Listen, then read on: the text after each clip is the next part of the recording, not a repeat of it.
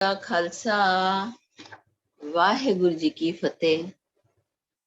ਕੋਟਾਨ ਕੋਟ ਸ਼ੁਕਰਾਨਾ ਧੰਨ ਧੰਨ ਸ਼੍ਰੀ ਗੁਰੂ ਗ੍ਰੰਥ ਸਾਹਿਬ ਜੀ ਦਾ, ਜੋ ਇਹ ਸਾਨੂੰ ਸਤ ਸੰਗਤ ਦੀਆਂ ਘੜੀਆਂ ਬਖਸ਼ ਰਹੇ ਨੇ, ਸਾਨੂੰ ਇਹ ਵਡਭਾਗਾ ਸਮੇਂ ਬਖਸ਼ ਰਹੇ ਨੇ ਕਿ ਅਸੀਂ ਵਾਹਿਗੁਰੂ ਦੇ ਅਸੀਂ ਗੁਣਗਾਨ ਕਰ ਪਾ ਰਹੇ ਹਾਂ, ਅਸੀਂ ਉਹਨਾਂ ਦੀ ਸੰਗਤ ਕਰ ਪਾ ਰਹੇ ਹਾਂ।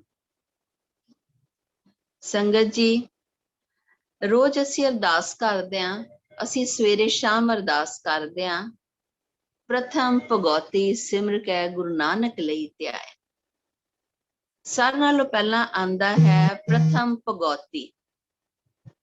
ਉਹ ਭਗਉਤੀ, ਉਹ ਪਰਮ ਸ਼ਕਤੀ ਨੂੰ ਨਮਸਕਾਰ।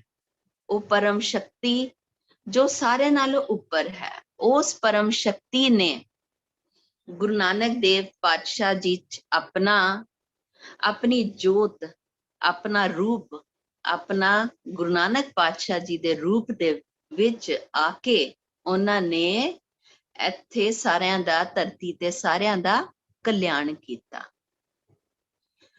ਹੁਣ ਅੱਜ ਦਾ ਸ਼ਬਦ ਹੈ, ਗੁਰ ਗੋਬਿੰਦੋ ਬਾਹਰਾ ਦੂਜਾ ਨਹੀਂ ਕੋਏ। ਸੰਗਤ ਜੀ, ਬੰਦੀ ਛੋੜ ਦਿਵਸ ਆ ਰਿਹਾ ਹੈ ਤੇ ਸਤਿਗੁਰੂ ਨੂੰ, ਛੇਵੇਂ ਪਾਤਸ਼ਾਹ ਨੂੰ ਬੰਦੀ ਛੋੜ ਕਹਿੰਦੇ ਨੇ। ਸਤਿਗੁਰ ਬੰਦੀ ਛੋੜ ਹੈ। ਇੱਕ ਸ਼ਕਤੀ ਕੌਣ ਹੈ? ਸ਼ਕਤੀ ਇੱਕ ਮਨੁੱਖ ਦੇ ਅੰਦਰ ਦੀ ਸ਼ਕਤੀ ਹੁੰਦੀ ਹੈ, ਇੱਕ ਮਨੁੱਖ ਦੇ ਬਾਹਰ ਦੀ ਸ਼ਕਤੀ ਹੁੰਦੀ ਹੈ।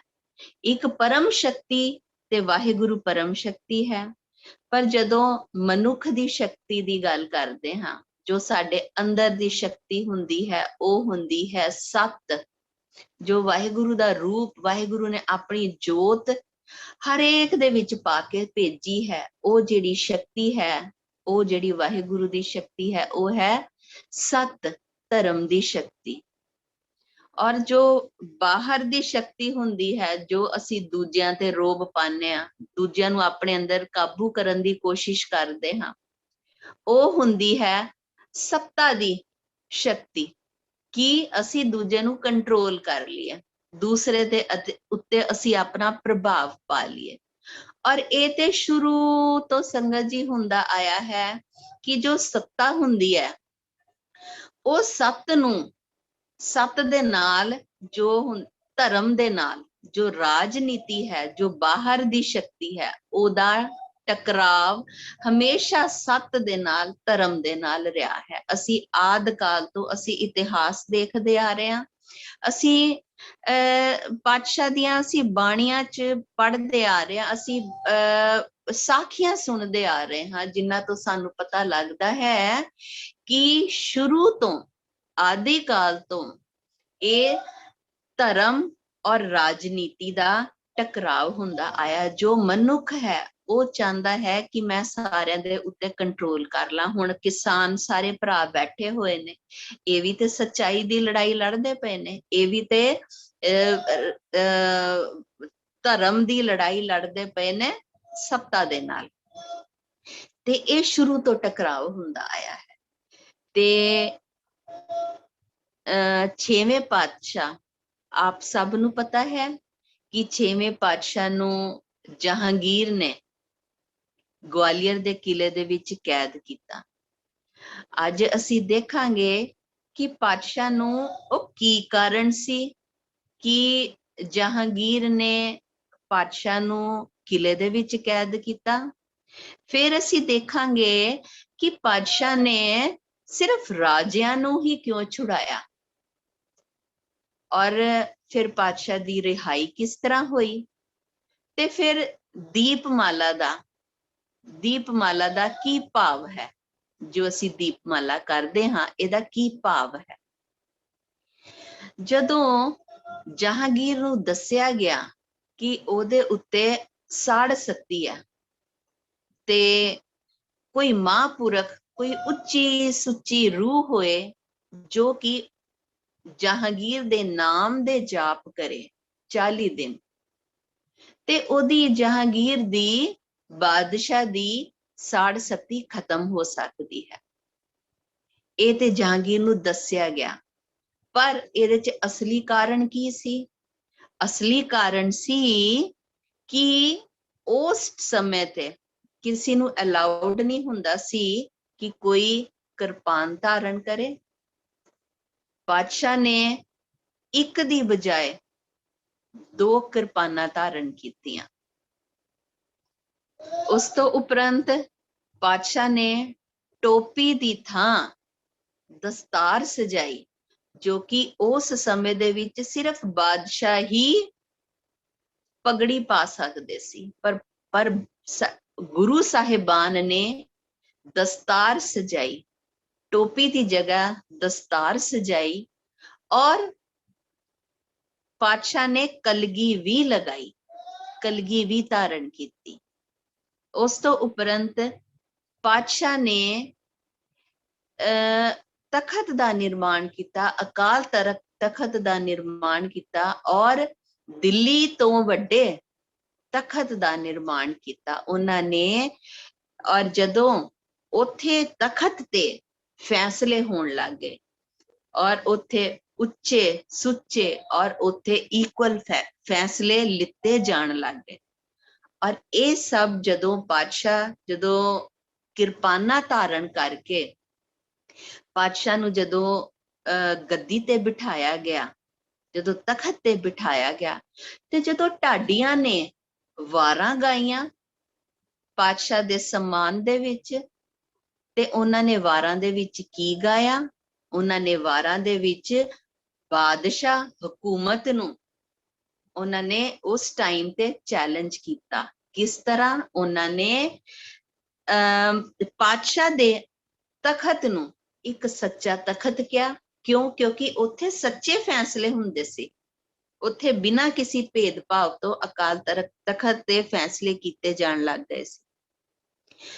ਔਰ ਇਹ ਸਭ ਦੇਖ ਕੇ ਨੈਚੁਰਲ ਹੈ ਕਿ ਜੋ ਉਸ ਸਮੇਂ ਦਾ ਰਾਜਾ ਹੋਏਗਾ ਉਹਨੂੰ ਇਹ ਬਰਦਾਸ਼ਤ ਨਹੀਂ ਹੋਏਗਾ ਕਿ ਉਸ ਤੋਂ ਜ਼ਿਆਦਾ ਕੋਈ ਹੋਰ ਤਾਕਤਵਰ ਹੋ ਜਾਏ, ਔਰ ਉਸ ਨੂੰ ਇਹ ਖਤਰਾ ਮਹਿਸੂਸ ਹੋਣ ਲੱਗ ਗਿਆ ਸੀ ਕਿ ਆਉਣ ਵਾਲੇ ਸਮੇਂ ਦੇ ਵਿੱਚ ਇਹ ਬਾਦਸ਼ਾਹ ਜੋ ਉਸ ਸਮੇਂ ਦਾ ਬਾਦਸ਼ਾਹ ਸੀ, ਜਹਾਂਗੀਰ ਸੀ, ਉਹਦੇ ਤਖਤ ਨੂੰ ਇਹ ਖਤਰਾ ਹੈ।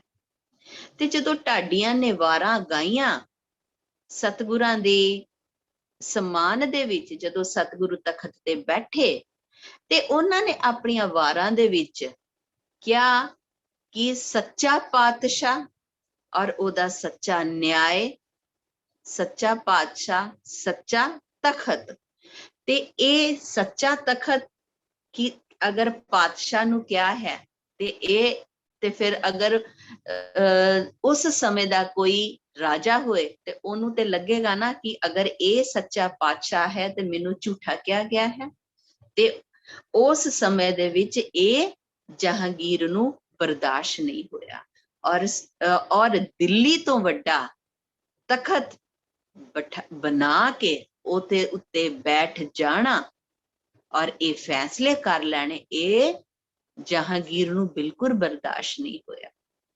ਤੇ ਉਸਨੇ ਪਾਤਸ਼ਾਹ ਨੂੰ ਕੈਦ ਕੀਤਾ। ਤੇ ਪਾਤਸ਼ਾਹ ਜਦੋਂ ਗਵਾਲੀਅਰ ਦੇ ਕਿਲੇ 'ਚ ਕੈਦ ਹੋਏ ਤੇ ਉਹਨਾਂ ਨੇ ਫਿਰ, ਹੁਣ ਕਈ ਕਹਿੰਦੇ ਨੇ ਕਿ ਸਤਿਗੁਰਾਂ ਨੇ ਸਿਰਫ ਰਾਜਿਆਂ ਨੂੰ ਕਿਉਂ ਛੁਡਾਇਆ? ਕਿਉਂਕਿ ਜੋ ਸੰਗਤ ਜੀ ਉਸ ਸਮੇਂ ਦੇ ਵਿੱਚ ਜੋ ਚੋਰੀ ਕਰਦਾ ਸੀ, ਡਾਕਾ ਪਾਉਂਦਾ ਸੀ, ਜਾਂ ਕੋਈ ਇਹੋ ਜਿਹੇ ਅਪਰਾਧ ਕਰਦਾ ਸੀ ਤੇ ਉਹਨੂੰ ਇੱਕ ਜੇਲ੍ਹ ਦੇ ਵਿੱਚ ਰੱਖਿਆ ਜਾਂਦਾ ਸੀ। ਇੱਕ ਕਿਲੇ 'ਚ ਜੇਲ੍ਹ ਹੁੰਦੀ ਸੀ ਜਿੱਥੇ 'ਚ ਰੱਖਿਆ ਜਾਂਦਾ ਸੀ।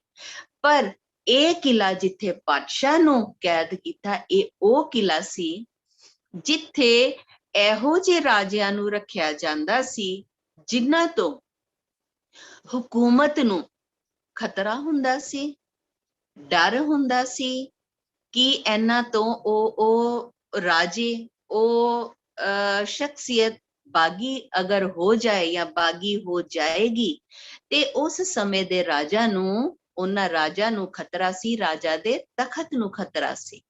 ਤੇ ਆਉਣ ਵਾਲੇ ਸਮੇਂ 'ਚ ਰਾਜਾ ਸੋਚਦਾ ਸੀ ਕਿ ਰਾਜੇ ਤੋਂ ਜ਼ਿਆਦਾ ਉਹ ਸ਼ਕਤੀਸ਼ਾਲੀ ਹੋ ਜਾਏਗਾ, ਉਹ ਰਾਜਾ ਸ਼ਕਤੀਸ਼ਾਲੀ ਹੋ ਜਾਏਗਾ। ਤੇ ਉਹ ਕਿਲਾ ਇਹੋ ਜਿਹਾ ਸੀ ਜਿੱਥੇ ਕਿ ਉਹ ਸਭ ਰਾਜਿਆਂ ਨੂੰ ਰੱਖਿਆ ਜਾਂਦਾ ਸੀ ਜਿਨ੍ਹਾਂ ਤੋਂ ਹਕੂਮਤ ਨੂੰ ਖਤਰਾ ਹੁੰਦਾ ਸੀ। ਔਰ ਉਸ ਕਿਲੇ ਦੇ ਵਿੱਚ ਜਿਨ੍ਹਾਂ ਨੂੰ ਵੀ ਕੈਦ ਕਰਨਾ, ਉਹਨਾਂ ਨੇ ਫਿਰ ਜ਼ਿੰਦਾ ਵਾਪਸ ਨਾ ਬਾਹਰ ਨਿਕਲਣਾ। ਉਹਨਾਂ ਨੂੰ ਕੈਦ ਤੇ ਜ਼ਿੰਦਾ ਕਰਦੇ ਹੁੰਦੇ ਸੀ, ਉਸ ਕਿਲੇ ਦੇ ਵਿੱਚ ਉਹ ਜਿੰਦੇ ਜਾਂਦੇ ਸੀ, ਪਰ ਉਹਨਾਂ ਦੇ ਪਿੰਜਰ ਹੀ ਉਸ ਕਿਲੇ ਤੋਂ ਬਾਹਰ ਨਿਕਲਦੇ ਹੁੰਦੇ ਸੀ। ਕਿਸ ਤਰ੍ਹਾਂ? ਕਿਉਂਕਿ ਜੋ ਉਸ ਕਿਲੇ ਦੇ ਵਿੱਚ ਜੋ ਉਹਨਾਂ ਨੂੰ ਖਾਣਾ ਪਰੋਸਿਆ ਜਾਂਦਾ ਸੀ, ਉਸ ਦੇ ਵਿੱਚ ਇੱਕ ਤਰ੍ਹਾਂ ਦਾ ਸਲੋ ਪੋਇਜ਼ਨ, ਇੱਕ ਕੋਈ ਮਿੱਠਾ ਜ਼ਹਿਰ ਇਹੋ ਜਿਹਾ ਖਾਣੇ ਵਿੱਚ ਮਿਲਾ ਕੇ ਦਿੱਤਾ ਜਾਂਦਾ ਸੀ ਕਿ ਜਿਹਦੇ ਨਾਲ ਉਹਨਾਂ ਦੀ ਹੌਲੀ ਹੌਲੀ ਉਹਨਾਂ ਦੀ ਵੀਕ ਹੋ ਕੇ ਉਹਨਾਂ ਦੀ ਮੌਤ ਹੋ ਜਾਏ। ਤੇ ਪਾਤਸ਼ਾਹ ਨੂੰ ਵੀ ਉਸ ਕਿਲੇ ਦੇ ਵਿੱਚ ਕੈਦ ਕੀਤਾ। ਜਦੋਂ ਪਾਤਸ਼ਾਹ ਉਸ ਕਿਲੇ ਦੇ ਵਿੱਚ ਗਏ ਤੇ ਪਾਤਸ਼ਾਹ ਨੂੰ ਉੱਥੇ ਮਨਾ ਕਰ ਦਿੱਤਾ ਗਿਆ ਕਿ ਸਤਿਗੁਰੂ ਆਪ ਜੀ ਨੇ ਇਸ ਕਿਲੇ ਦਾ ਖਾਣਾ ਨਹੀਂ ਖਾਣਾ। ਤੇ ਪਾਤਸ਼ਾਹ ਨੇ ਉਸ ਕਿਲੇ ਦਾ ਖਾਣਾ ਖਾਦਾ ਹੀ ਨਹੀਂ। ਤੇ ਉਹਨਾਂ ਦਾ ਖਾਣਾ ਫਿਰ ਕੌਣ ਲੈ ਕੇ ਆਂਦਾ ਸੀ? ਉਹਨਾਂ ਦਾ ਇੱਕ ਸਿੱਖ ਸੀ ਜੋ ਉਹਨਾਂ ਦੇ ਵਾਸਤੇ ਭੋਜਨ ਤਿਆਰ ਕਰਕੇ ਉਹਨਾਂ ਦੇ ਵਾਸਤੇ ਲੈ ਕੇ ਆਂਦਾ ਹੁੰਦਾ ਸੀ। ਤੇ ਉਸ ਕਿਲੇ ਦਾ ਸੰਗਤ ਜੀ ਦਰੋਗਾ ਸੀ ਜਿਹਦਾ ਨਾਮ ਸੀ ਹਰੀਦਾਸ।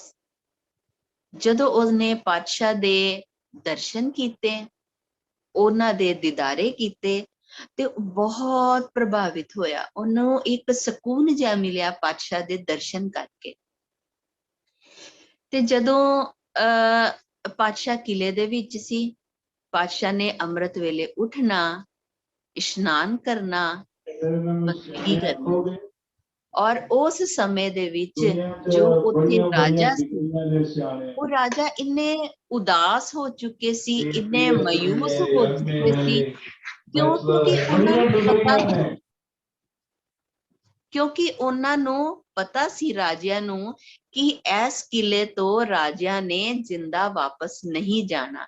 ਤੇ ਹੁਣ ਕਿਸੇ ਨੂੰ ਪਤਾ ਲੱਗ ਜਾਏ ਕਿ ਉਹਨੇ ਮਰਨਾ ਹੈ, ਉਹਨੇ ਇਸ ਕਿਲੇ ਚੋਂ ਨਿਕਲਣਾ ਹੀ ਨਹੀਂ, ਵਾਪਸ ਹੀ ਨਹੀਂ ਜਾਣਾ, ਤੇ ਉਸ ਤੇ ਫਿਰ ਨੈਚੁਰਲੀ ਮਾਯੂਸ ਤੇ ਹੋਏਗਾ।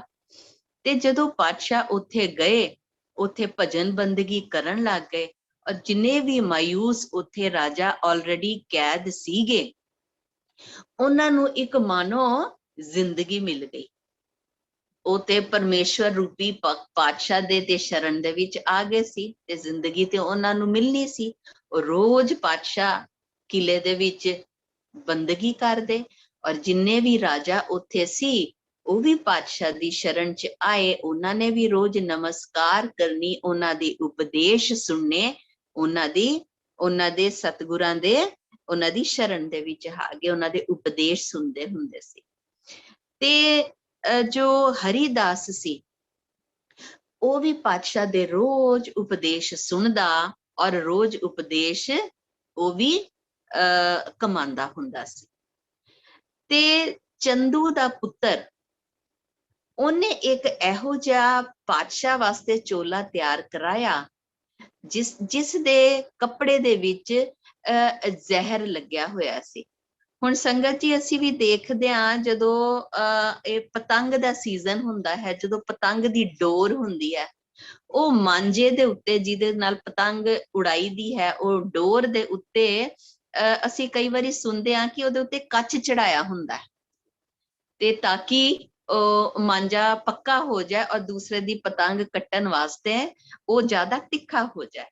ਤੇ ਉਸੇ ਤਰ੍ਹਾਂ ਜਦੋਂ ਇਹ ਚੋਲਾ ਤਿਆਰ ਕੀਤਾ ਗਿਆ ਪਾਤਸ਼ਾਹ ਵਾਸਤੇ, ਤੇ ਚੋਲੇ ਦੇ ਜਦੋਂ ਧਾਗਾ ਤਿਆਰ ਕੀਤਾ ਗਿਆ ਤੇ ਉਹਦੇ ਵਿੱਚ ਧਾਗੇ ਦੇ ਉੱਤੇ ਇਹੋ ਜਿਹਾ ਜ਼ਹਿਰ ਚੜਾਇਆ ਗਿਆ ਜਿਸ ਦੇ ਨਾਲ ਉਸ ਦੇ ਕੱਪੜੇ ਬਣਾਉਣ ਦੇ ਨਾਲ, ਚੋਲਾ ਤਿਆਰ ਕਰਨ ਦੇ ਨਾਲ, ਉਹ ਜ਼ਹਿਰ ਵਾਲਾ ਚੋਲਾ ਤਿਆਰ ਕਰਨ ਦੇ ਨਾਲ ਜਦੋਂ ਪਾਤਸ਼ਾਹ ਉਹ ਕੋਈ ਵੀ ਜਦੋਂ ਚੋਲਾ ਧਾਰਨ ਕਰੇ ਔਰ ਉਸਨੂੰ ਪਸੀਨਾ ਆ ਜਾਏ ਤੇ ਪਸੀਨੇ ਦੇ ਨਾਲ ਜਦੋਂ ਉਹ ਕੱਪੜਾ ਬੋਡੀ ਨੂੰ ਟੱਚ ਕਰੇ ਤੇ ਜ਼ਹਿਰ ਉਹਦੀ ਬੋਡੀ 'ਚ ਐਂਟਰ ਕਰੇ ਔਰ ਉਹਦੇ ਨਾਲ ਉਹਦੀ ਮ੍ਰਿਤਿੂ ਹੋ ਜਾਏ।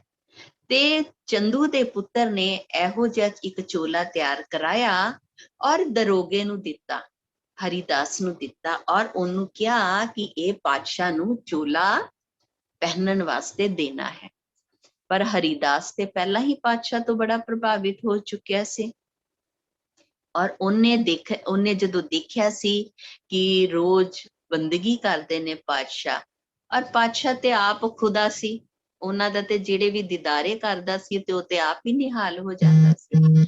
ਉਹਨੇ ਮਨਾ ਕੀਤਾ ਸੀ ਪਾਤਸ਼ਾਹ ਨੂੰ, ਇੱਕ ਤੇ ਕਿਲੇ ਦਾ ਖਾਣਾ ਨਹੀਂ ਖਾਣਾ ਔਰ ਦੂਸਰਾ ਉਹ ਚੋਲਾ ਆਪਣੇ ਤਨ ਤੇ ਪਹਿਨਣਾ ਨਹੀਂ।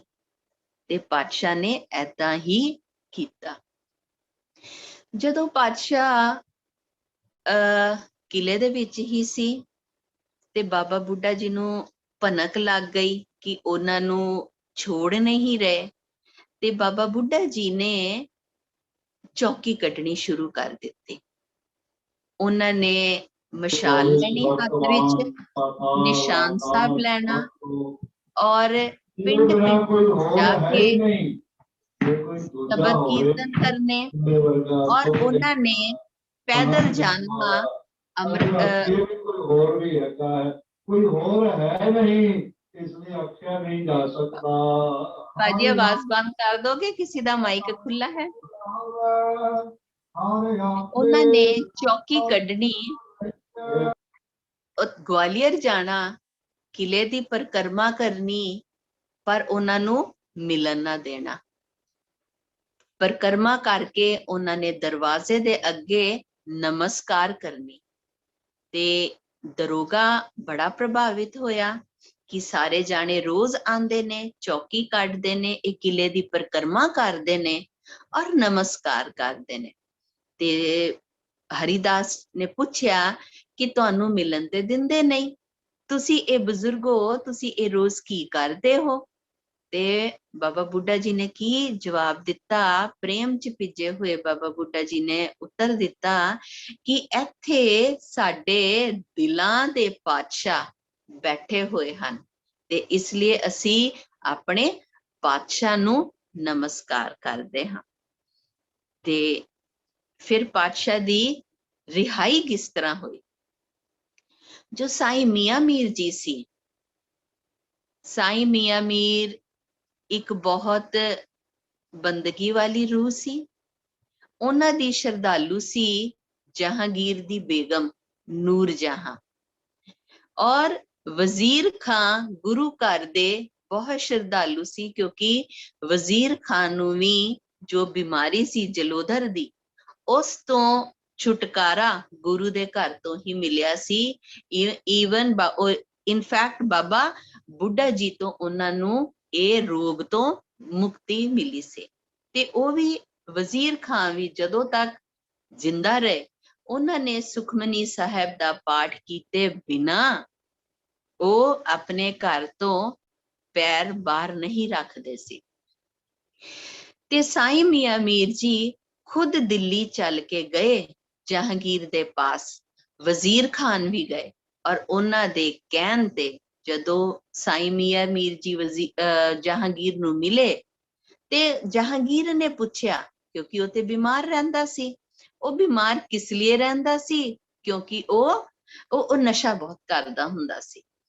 ਤੇ ਉਹਨੇ ਜਹਾਂਗੀਰ ਨੇ ਸਾਈਂ ਜੀ ਕੋ ਪੁੱਛਿਆ ਕਿ ਸਾਈਂ ਜੀ ਮੈਂ ਇੰਨਾ ਦੁਖੀ ਕਿਉਂ ਰਹਿੰਦਾ, ਮੈਂ ਇੰਨਾ ਦੁਖੀ ਕਿਉਂ ਹੈ? ਤੇ ਸਾਈਂ ਜੀ ਨੇ ਉਹਨਾਂ ਨੂੰ ਕੀ ਉੱਤਰ ਦਿੱਤਾ ਕਿ ਰਾਜਨ, ਜੇ ਤੁਸੀਂ ਖੁਦਾ ਦੇ ਨੂਰ ਨੂੰ ਕੈਦ ਕਰਕੇ ਰੱਖੋਗੇ, ਕੈਦ ਕਰਨਾ ਚਾਹੋਗੇ, ਤੇ ਤੁਸੀਂ ਆਪ ਸੁਖ ਕਿਸ ਤਰ੍ਹਾਂ ਪ੍ਰਾਪਤ ਕਰੋਗੇ? ਤੇ ਰਾਜਾ ਨੇ ਪੁੱਛਿਆ, ਜਹਾਂਗੀਰ ਨੇ ਪੁੱਛਿਆ, ਨੂਰ? ਕੌਣ ਨੂਰ? ਤੇ ਸਾਈਂ ਜੀ ਨੇ ਜਵਾਬ ਦਿੱਤਾ ਕਿ ਜੋ ਤੁਸੀਂ ਕਿਲੇ ਦੇ ਵਿੱਚ ਪਾਤਸ਼ਾਹ ਨੂੰ, ਧੰਨ ਧੰਨ ਸ਼੍ਰੀ ਗੁਰੂ ਹਰਗੋਬਿੰਦ ਸਾਹਿਬ ਜੀ ਨੂੰ ਕੈਦ ਕਰਕੇ ਰੱਖਿਆ ਹੈ, ਤੁਸੀਂ ਉਹਨਾਂ ਨੂੰ ਕੈਦ ਕਰਕੇ ਰੱਖਿਆ ਹੈ ਤੇ ਤੁਸੀਂ ਆਪ ਸੁਖੀ ਕਿਸ ਤਰ੍ਹਾਂ ਰਹੋਗੇ।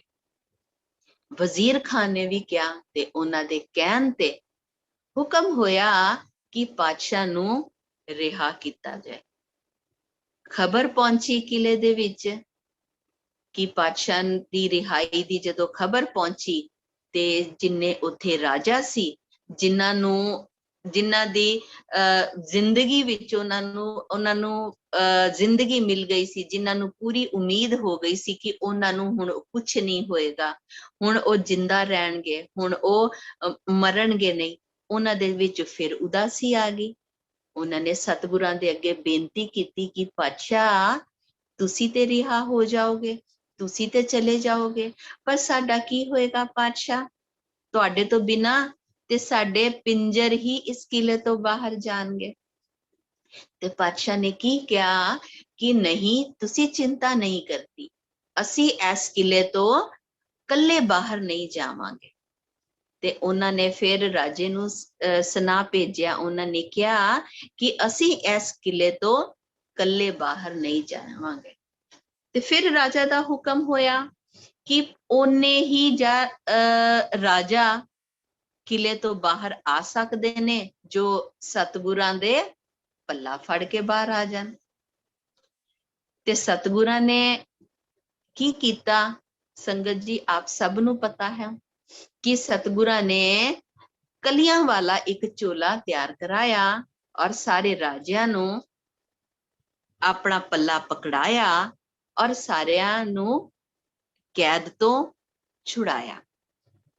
ਇਸੇ ਲਈ ਸਤਿਗੁਰ ਨੂੰ ਸਤਿਗੁਰ ਬੰਦੀ ਛੋੜ ਹੈ, ਸਤਿਗੁਰ ਬੰਧਨ ਕੱਟਦੇ ਨੇ।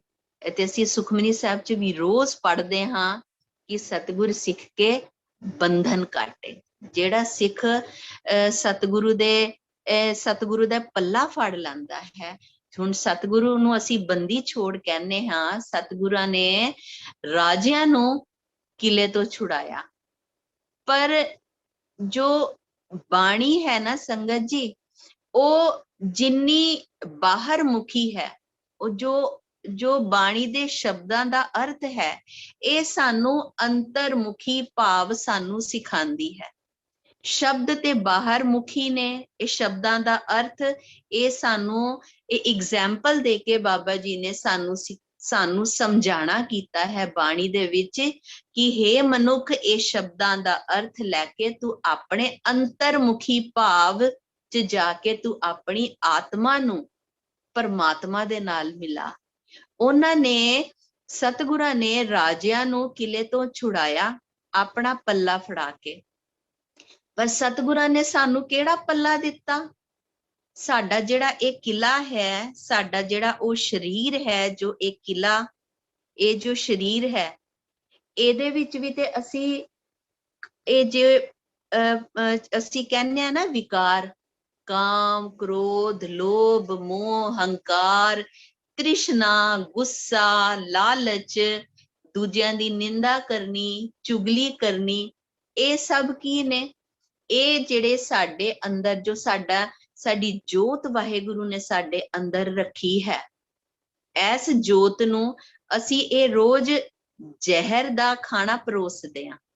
ਜਿਸ ਤਰ੍ਹਾਂ ਰਾਜਿਆਂ ਨੂੰ ਉੱਥੇ ਮਾਰਨ ਵਾਸਤੇ ਇੱਕ ਸਲੋ ਪੋਇਜ਼ਨ ਮਿਲਾ ਕੇ ਉਹਨਾਂ ਨੂੰ ਖਾਣਾ ਪਰੋਸਿਆ ਜਾਂਦਾ ਸੀ ਸੰਗਤ ਜੀ, ਉਸੇ ਤਰ੍ਹਾਂ ਅਸੀਂ ਆਪਣੇ ਇਸ ਕਿਲੇ ਰੂਪੀ ਸਰੀਰ ਦੇ ਵਿੱਚ ਜੋ ਵਾਹਿਗੁਰੂ ਦੇ ਨਾਮ ਦੀ ਜੋਤ ਸਾਡੇ ਅੰਦਰ ਹੈ, ਵਾਹਿਗੁਰੂ ਨੇ ਜੋ ਸਾਡੇ ਅੰਦਰ ਆਪਣਾ ਰੂਪ ਰੱਖ ਕੇ ਸਾਨੂੰ ਇੱਥੇ ਭੇਜਿਆ ਹੈ, ਅਸੀਂ ਵੀ ਤੇ ਉਹਨੂੰ ਸੰਗਤ ਜੀ ਰੋਜ਼ ਇਹ ਲੜਾਈ ਝਗੜੇ ਦੇ ਨਾਲ, ਇਹ ਤੇਰੀ ਮੇਰੀ ਕਰਕੇ, ਦੂਜਿਆਂ ਦੇ ਨਾਲ ਜਿੱਦਬਾਜ਼ੀ ਕਰਕੇ, ਅਸੀਂ ਇਹ ਸਾਰਾ ਆਪਣੇ ਰੂਹ ਨੂੰ, ਜੋ ਪਰਮਾਤਮਾ ਸਾਡੇ ਅੰਦਰ ਬੈਠਾ ਹੈ, ਅਸੀਂ ਵੀ ਤੇ ਇਹਨੂੰ ਰੋਜ਼ ਜ਼ਹਿਰ ਪਰੋਸਦੇ ਹਾਂ।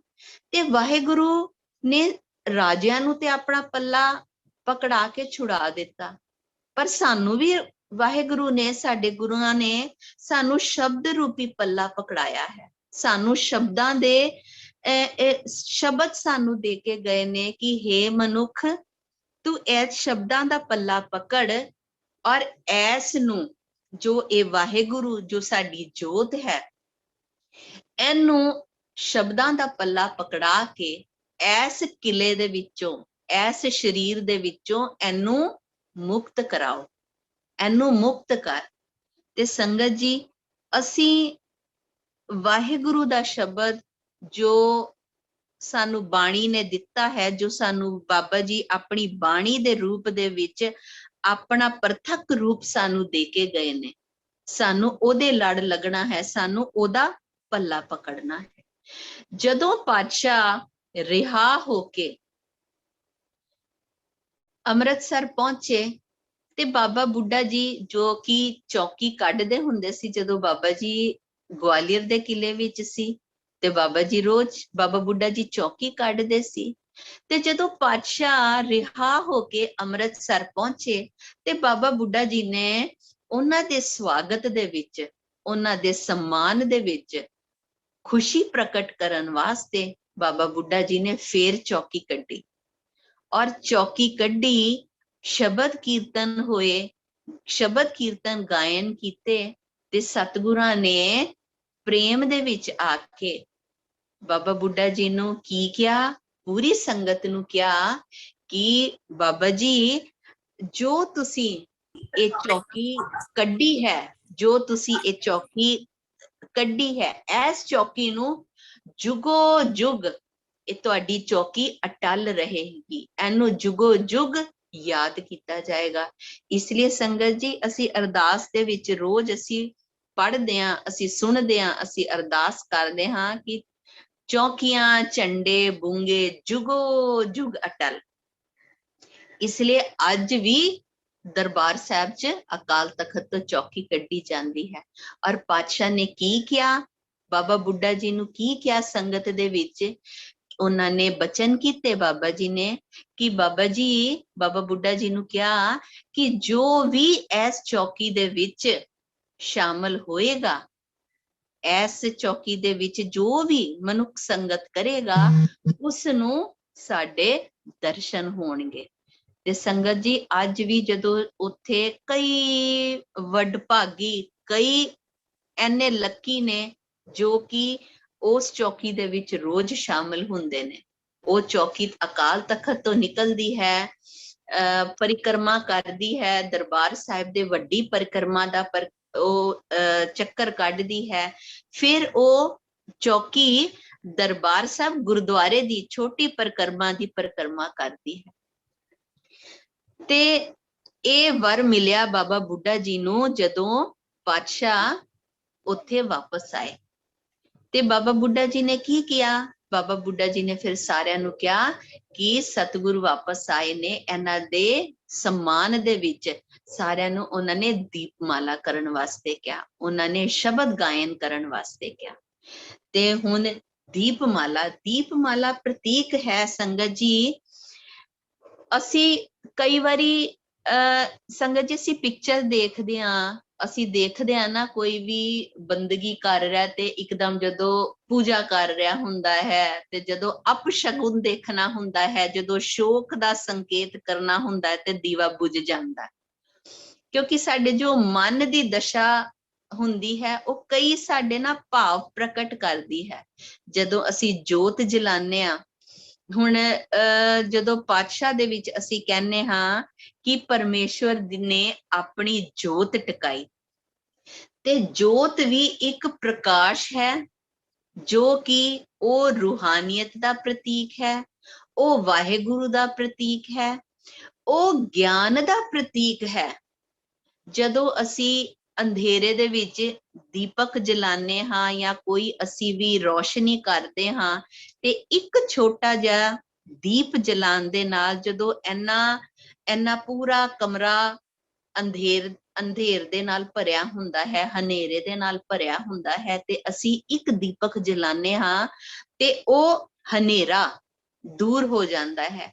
ਤੇ ਜਿਸ ਤਰ੍ਹਾਂ ਗੁਰਬਾਣੀ ਨੇ ਸਾਨੂੰ, ਸਾਡੇ ਵਾਹਿਗੁਰੂ ਨੇ ਸਾਨੂੰ ਦੱਸਿਆ ਹੈ, ਸਾਡੇ ਬਾਬਾ ਜੀ ਨੇ ਸਾਨੂੰ ਦੱਸਿਆ ਹੈ ਕਿ ਜੋ ਸ਼ਬਦ ਨੇ, ਇਹ ਜੋ ਬਾਹਰ ਮੁਖੀ ਸ਼ਬਦ ਨੇ, ਇਹ ਸਾਨੂੰ ਅੰਤਰਮੁਖੀ ਹੋਣ ਵਾਸਤੇ ਸਾਨੂੰ ਪ੍ਰੇਰਿਤ ਕਰਦੇ ਨੇ, ਸਾਨੂੰ ਅੰਤਰਮੁਖੀ ਭਾਵ ਦਿੰਦੇ ਨੇ। ਤੇ ਇਸ ਲਈ ਜੋ ਦੀਪ ਹੈ ਉਹ ਪ੍ਰਤੀਕ ਹੈ प्रकाश ज्ञान दा प्रतीक है, जो दीप है वो प्रतीक है रूहानियत दा प्रतीक है। हुण असी शब्द पढ़ते हाँ गुरु नानक देव जी वास्ते मिट्टी धुंध जग चानन हुआ। धुंध प्रतीक है, हनेरा प्रतीक है अज्ञानता दा, शब्द प्रतीक है, जोत प्रतीक है एक ज्ञान दी, जो कि ज्ञान दा दीपक जलदे ही अज्ञानता दा हनेरा हमेशा हमेशा वास्ते दूर हो जाता है। ते जो शब्द रूपी सानू पातशाह ਇਹ ਦੀਪ ਦੇ ਕੇ ਗਏ ਨੇ, ਜੋ ਸ਼ਬਦ ਰੂਪੀ ਸਾਨੂੰ ਦੀਪਕ ਇਹ ਅਸੀਂ ਆਪਣੀ ਇਹ ਜ਼ਿੰਦਗੀ ਚ ਜਲਾਣੇ ਨੇ, ਤਾਂ ਕਿ ਸਾਡੇ ਜੋ ਹਨੇਰਾ, ਸਾਡੇ ਅਗਿਆਨਤਾ ਦਾ ਹਨੇਰਾ ਸਾਡੇ ਦਿਲ ਦਿਮਾਗ ਤੇ ਛਾਇਆ ਹੋਇਆ ਹੈ, ਇਹ ਦੂਰ ਹੋ ਜਾਏ। ਤੇ ਸੰਗਤ ਜੀ, ਪਾਤਸ਼ਾਹ ਨੂੰ ਬੰਦੀ ਛੋੜ ਕਿਆ ਹੈ, ਪਾਤਸ਼ਾਹ ਦੇ ਆਗਮਨ ਤੇ ਬਾਬਾ ਬੁੱਢਾ ਜੀ ਨੇ ਦੀਪਮਾਲਾ ਕੀਤੀ। ਤੇ ਸੰਗਤ ਜੀ ਆਓ ਅਸੀਂ ਪਾਤਸ਼ਾਹ ਦਾ ਪੱਲਾ ਪਕੜੀਏ। ਸਤਿਗੁਰ ਬੰਦੀ ਛੋੜ ਹੈ, ਅਸੀਂ ਪਾਤਸ਼ਾਹ ਦੇ ਅੱਗੇ ਬੇਨਤੀ ਕਰੀਏ ਕਿ ਵਾਹਿਗੁਰੂ, ਜਿਸ ਤਰ੍ਹਾਂ ਤੁਸੀਂ ਉਹਨਾਂ ਨੂੰ ਕਿਲੇ ਤੋਂ ਛੁਡਾਇਆ, ਰਾਜਿਆਂ ਨੂੰ ਕਿਲੇ ਤੋਂ ਮੁਕਤ ਕਰਾਇਆ, ਸਾਨੂੰ ਵੀ ਆਪਣੇ ਸ਼ਬਦ ਰੂਪੀ ਪੱਲੇ ਪਕੜਾਓ ਕਿ ਸਾਨੂੰ ਵੀ ਇੰਨੀ ਸਦਬੁੱਧੀ ਬਖਸ਼ੋ, ਇੰਨੀ ਅਡੋਲਤਾ ਬਖਸ਼ੋ ਕਿ ਅਸੀਂ ਵੀ ਤੁਹਾਡੇ ਸ਼ਬਦਾਂ ਦਾ ਪੱਲਾ ਪਕੜੀਏ, ਔਰ ਅਸੀਂ ਵੀ ਇਹ ਜਿਹੜਾ ਅਗਿਆਨਤਾ ਦਾ ਅੰਧੇਰਾ ਸਾਡੇ ਦਿਲ ਦਿਮਾਗ ਤੇ ਛਾਇਆ ਹੋਇਆ ਹੈ, ਇਹ ਵੀ ਦੂਰ ਹੋਏ। ਤੇ ਸਾਨੂੰ ਬਾਬਾ ਜੀ ਦਾ ਜੋ ਉਹਨਾਂ ਦੀ ਕਿਰਪਾਲਤਾ ਹੈ, ਉਹਨਾਂ ਦੀ ਦਿਆਲੁਤਾ ਹੈ, ਕਿਉਂਕਿ ਉਹ ਤੇ ਦੀਨ ਦੁਨੀ ਦਾ ਪਾਤਸ਼ਾਹ ਹੈ, ਉਹ ਤੇ ਇੰਨਾ ਵੱਡਾ ਹੈ ਕਿ ਅਸੀਂ ਕਿੰਨੇ ਵੀ ਅਗਰ ਅਸੀਂ ਗਲਤੀਆਂ ਕਰ ਲਾਂਗੇ, ਪਰ ਅਗਰ ਅਸੀਂ ਸੱਚੇ ਦਿਲ ਦੇ ਨਾਲ ਪਾਤਸ਼ਾਹ ਦੇ ਚਰਣੀ ਲੱਗਾਂਗੇ ਤੇ ਬਾਬਾ ਜੀ ਸਾਡੀ ਬਾਂਹ ਜ਼ਰੂਰ ਫੜਨਗੇ। ਤੇ ਜੋ ਅੱਜ ਦਾ ਸ਼ਬਦ ਹੈ ਸੰਗਤ ਜੀ, ਅੱਜ ਦਾ ਸ਼ਬਦ ਹੈ ਗੁਰੂ ਗੋਬਿੰਦੋ ਬਾਹਰਾ ਦੂਜਾ ਨਹੀਂ ਕੋਏ। ਕਿ ਗੁਰੂ, ਜਿਸ ਤਰ੍ਹਾਂ ਪਾਤਸ਼ਾਹ ਨੇ, ਪਰਮੇਸ਼ਵਰ ਨੇ ਆਪ ਗੁਰੂ ਨਾਨਕ ਦੇਵ ਜੀ ਪਾਤਸ਼ਾਹ ਦੇ ਵਿੱਚ ਉਹਨਾਂ ਦਾ ਰੂਪ ਧਾਰਨ ਕਰਕੇ ਇਸ ਜੱਗ ਤੇ ਆਏ, ਕਲਿਆਣ ਕਰਨ ਵਾਸਤੇ, ਮਨੁੱਖਤਾ ਦਾ ਕਲਿਆਣ ਕਰਨ ਵਾਸਤੇ। ਤੇ ਉਹ ਇੱਕੋ ਇੱਕ ਆਪ ਹੈ, ਉਸ ਤਰ੍ਹਾਂ ਦਾ ਹੋਰ ਕੋਈ ਦੂਸਰਾ ਨਹੀਂ ਹੈ। ਉਸ ਗੁਰੂ, ਉਸ ਪਰਮੇਸ਼ਵਰ ਵਰਗਾ ਹੋਰ ਕੋਈ ਦੂਸਰਾ ਨਹੀਂ ਹੈ। ਤੇ ਕਿਸ ਤਰ੍ਹਾਂ ਸਤਿਗੁਰੂ ਨਾਨਕ ਦੇਵ ਹੈ, ਪਰਮੇਸ਼ਰ ਸੋਈ। ਗੁਰੂ ਨਾਨਕ ਦੇਵ ਪਾਤਸ਼ਾਹ ਤੇ ਉਹ ਆਪ ਪਰਮੇਸ਼ਵਰ ਦਾ ਰੂਪ ਨੇ, ਉਹਨਾਂ ਵਰਗਾ ਹੋਰ ਕੋਈ ਨਹੀਂ, ਕਿਉਂਕਿ ਗੁਰੂ ਨਾਨਕ ਪਾਤਸ਼ਾਹ ਆਪ ਨਾਰਾਇਣ ਕਲਾਧਾਰ ਜਗ ਮੈਂ ਪਰਵਰਿਓ, ਉਹ ਆਪ ਹੀ ਪਰਮੇਸ਼ਵਰ ਦਾ ਰੂਪ ਹਨ। ਫਿਰ ਉਹਨਾਂ ਤੋਂ ਬਾਅਦ ਗੁਰ ਅੰਗ ਤੇ ਜੋਤੀ ਜੋਤ ਸਮੋਈ। ਜਦੋਂ ਗੁਰੂ ਨਾਨਕ ਪਾਤਸ਼ਾਹ ਜੀ ਨੇ ਆਪਣਾ ਚੋਲਾ ਤਿਆਗਣ ਤੋਂ ਪਹਿਲਾਂ ਉਹਨਾਂ ਨੇ ਕੀ ਕੀਤਾ, ਉਹਨਾਂ ਨੇ ਗੁਰੂ ਅੰਗਦ ਦੇਵ ਜੀ ਨੂੰ ਆਪਣਾ ਅੰਗ ਬਣਾਇਆ। ਗੁਰ ਅੰਗ ਤੇ ਉਹਨਾਂ ਨੂੰ ਆਪਣਾ ਅੰਗ ਬਣਾਇਆ, ਔਰ ਉਹਨਾਂ ਨੂੰ ਗੁਰ ਅੰਗਦ ਦੇਵ ਬਣਾਇਆ, ਆਪਣੀ ਜੋਤ ਉਹਨਾਂ ਦੇ ਵਿੱਚ ਟਿਕਾਈ। ਅਮਰਾਪਦ ਗੁਰ ਅੰਗ ਦੋਹ ਹੋਏ ਜਾਣ ਜਨੋਈ। ਔਰ ਗੁਰ ਅੰਗਦ ਦੇਵ ਜੀ ਤੋਂ ਫਿਰ ਤਖਤ ਤੇ ਕੌਣ ਆਇਆ, ਉਹਨਾਂ ਦੇ ਜੋਤ ਦਾ ਫਿਰ ਕੌਣ ਵਾਰਿਸ ਬਣਿਆ, ਉਹਨਾਂ ਦੇ ਜੋਤ ਦਾ ਵਾਰਿਸ ਬਣਿਆ ਜਿਨ੍ਹਾਂ ਨੂੰ ਅਮਰ ਪਦਵੀ ਕਿਹਨਾਂ ਨੂੰ ਮਿਲੀ, ਗੁਰੂ ਅੰਗਦ ਪਾਤਸ਼ਾਹ ਜੀ ਤੋਂ ਬਾਅਦ ਗੁਰੂ ਅਮਰਦਾਸ ਜੀ ਨੂੰ। ਔਰ ਗੁਰੂ ਅਮਰਦਾਸ ਜੀ ਹੋਏ ਜਾਣ ਜਨੋਈ, ਉਹ ਤੇ ਆਪ ਹੀ ਗਿਆਨ ਦਾ ਸਰੂਪ ਸੀ, ਉਹ ਆਪ ਹੀ ਜੋਤ ਸਰੂਪ, ਆਪ ਹੀ ਗਿਆਨ ਸਰੂਪ ਸੀਗੇ, ਜਿਨ੍ਹਾਂ ਨੂੰ ਗੁਰੂ ਅਮਰਦਾਸ ਜੀ ਕਿਹਾ ਗਿਆ। ਗੁਰੂ ਅਮਰਦਾਸ ਜੀ ਤੇ ਬਾਅਦ ਗੁਰੂ ਅਮਰੋਂ ਗੁਰੂ ਰਾਮਦਾਸ ਅੰਮ੍ਰਿਤ ਰਸ ਪੋਈ। ਗੁਰੂ ਅਮਰਦਾਸ ਜੀ ਤੋਂ ਬਾਅਦ ਜੋਤ ਟਿਕਾਈ ਗਈ ਗੁਰੂ ਰਾਮਦਾਸ ਜੀ ਵਿੱਚ। ਗੁਰੂ ਰਾਮਦਾਸ ਜੀ ਅੰਮ੍ਰਿਤ ਰਸ ਪੋਈ। ਗੁਰੂ ਰਾਮਦਾਸ ਜੀ ਐਸੇ ਗੁਰੂ ਜੋ ਕਿ 8 ਪਹਿਰ ਉਹ ਅੰਮ੍ਰਿਤ ਰਸ ਵਿੱਚ ਭਿੱਜੇ ਰਹਿੰਦੇ ਸੀ।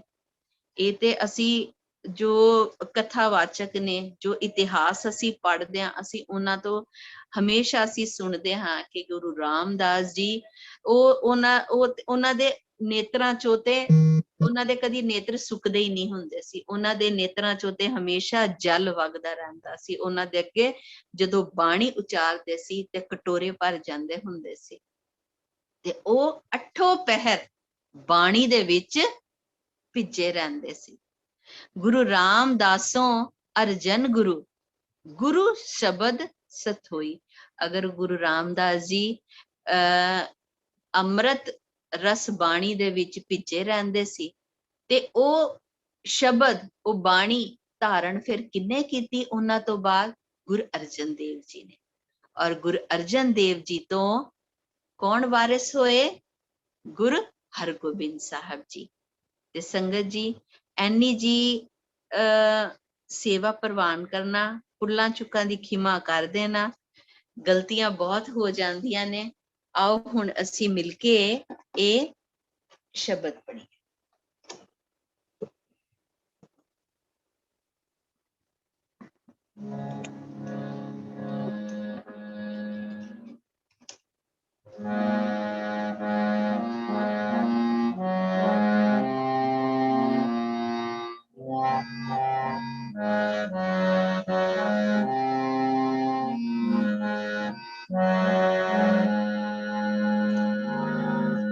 ਗੁਰੂ ਗੋਬਿੰਦੋ ਪਾਹਰਾ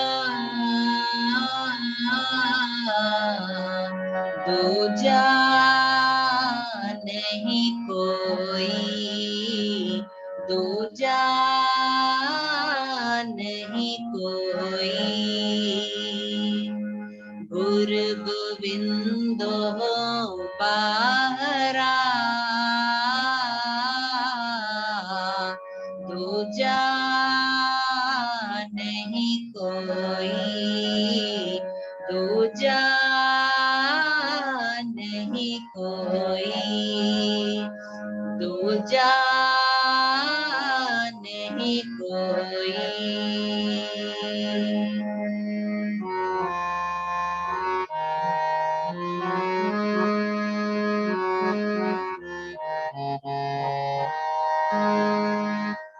ਸਤਿਗੁਰ ਨਾਨਕ ਦੇਵ ਹੈ ਪਰਮੇਸ਼ਰ ਸੋਈ।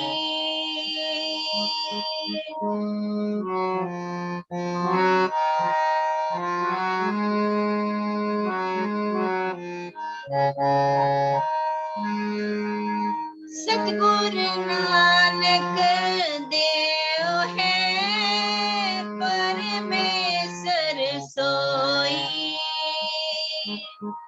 ਗੁਰ ਅੰਗਦ ਗੁਰ ਅੰਗ ਤੇ ਜੋਤਿ ਜੋਤ ਸਮੋਈ।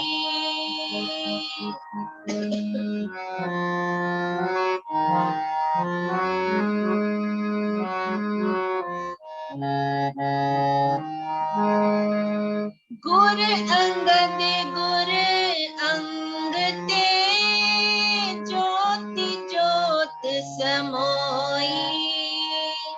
ਜੋਤਿ ਜੋਤ ਸਮੋਈ।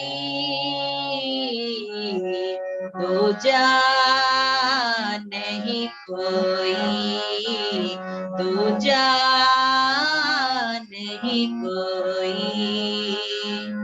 ਗੁਰੂ ਗੋਬਿੰਦੋ ਪਾਹਰਾ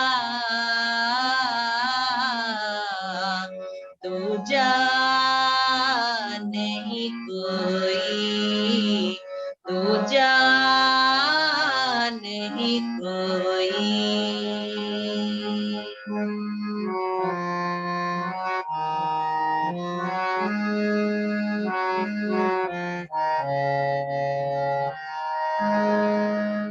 ਅਮਰਾ ਪਦ ਗੁਰ ਅੰਗ ਦੋਹਾਂ ਹੋਏ ਜਾਣ ਜੜੋਈ।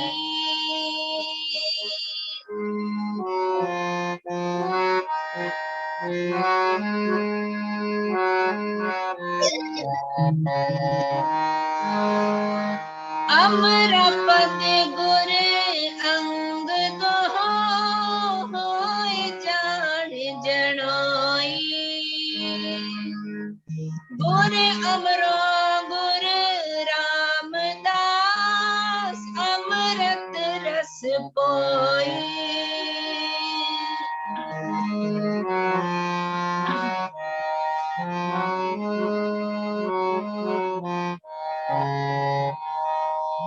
गुर अमरो गुर रामदास अमृत रस पोई। अमृत रस पोई। दूजा नहीं कोई। दूजा नहीं कोई। गुरु गोविंद हो बाहरा। दूजा नहीं कोई। दूजा नहीं कोई।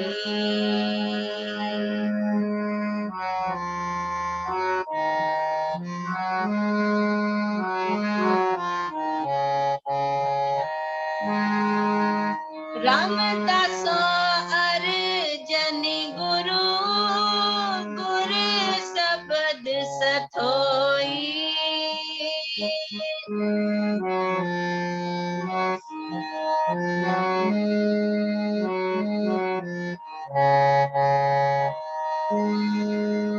रामदासो अर्जन गुरु गुरु शब्द सथोई। हर गोविंद गुर अर्जन हो गुर गोविंद होई।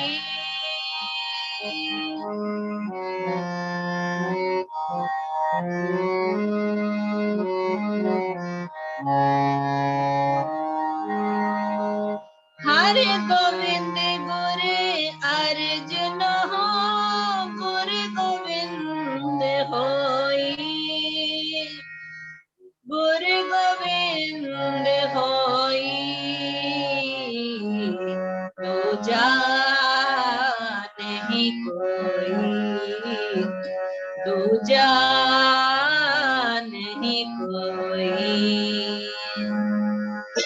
गुरु गोविंदो बाहरा।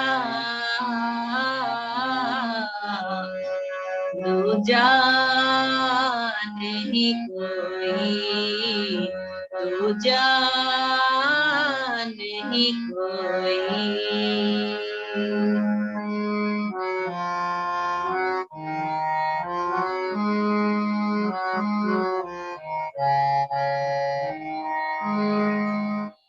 गुरमुख सुख फले परम रस सत्य संग अलोई।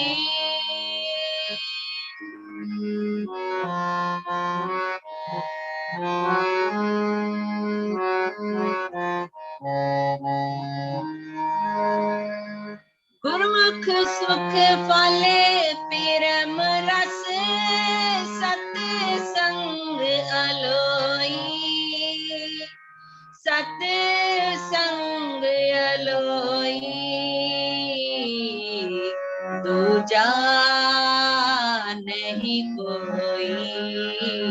दूजा नहीं कोई। गुरु गोविंद हो बाहरा। दूजा नहीं कोई।